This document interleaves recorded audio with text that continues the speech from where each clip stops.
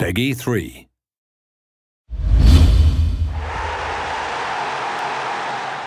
Hello everyone, my name's Miles Jacobson. I'm Studio Director at Sports Interactive, who are the development team responsible for the Football Manager series of games.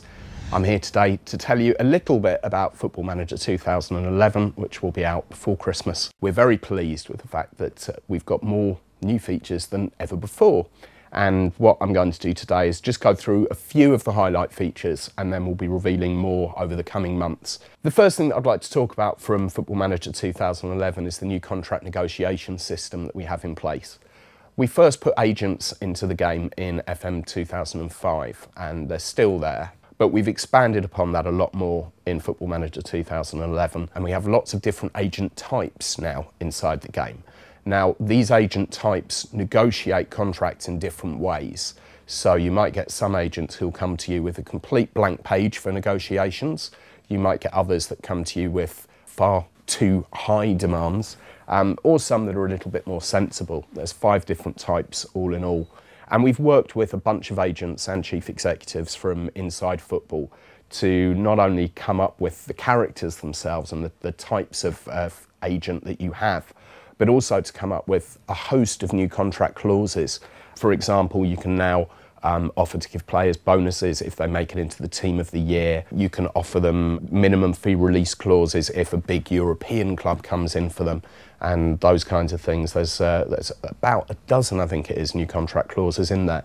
But also the way that you negotiate deals is now very different.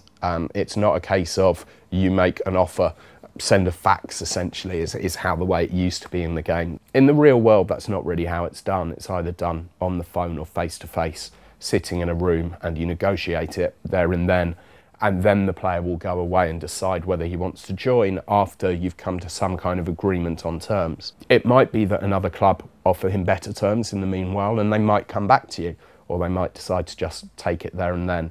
But it's all done on a conversational basis, which is something that's actually spread throughout a lot of the game this year. An area of the game that's been a little bit neglected over the last few years has been the training side of things.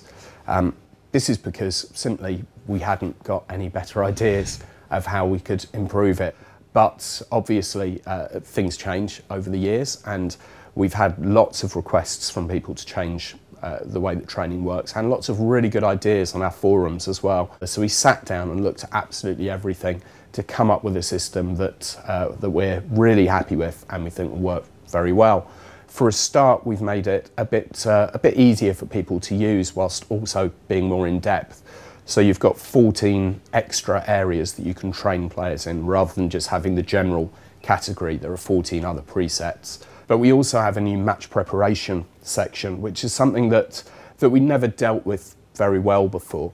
And this allows you to train your players in specific formations.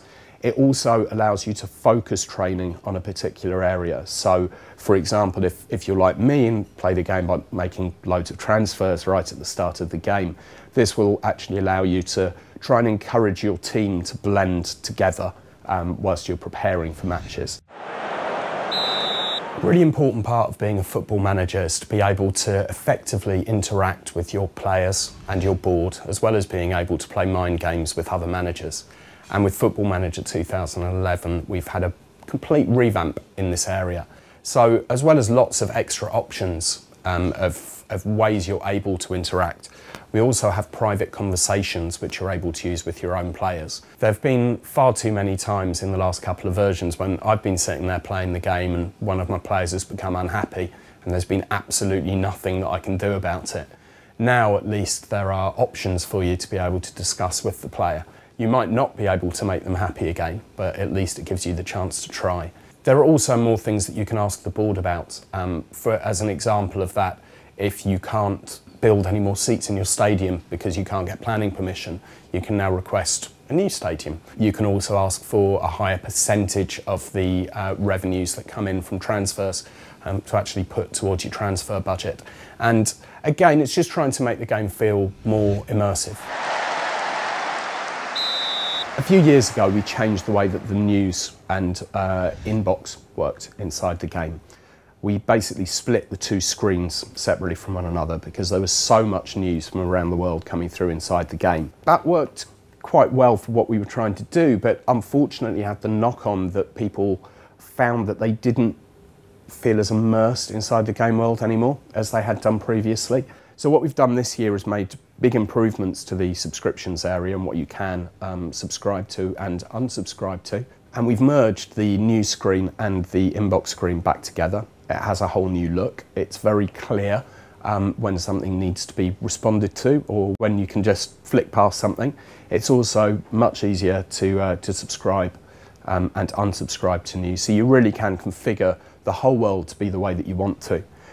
There's also an extra module that's been written this year to make the news even more in situ, and this is something that's seen throughout the whole game.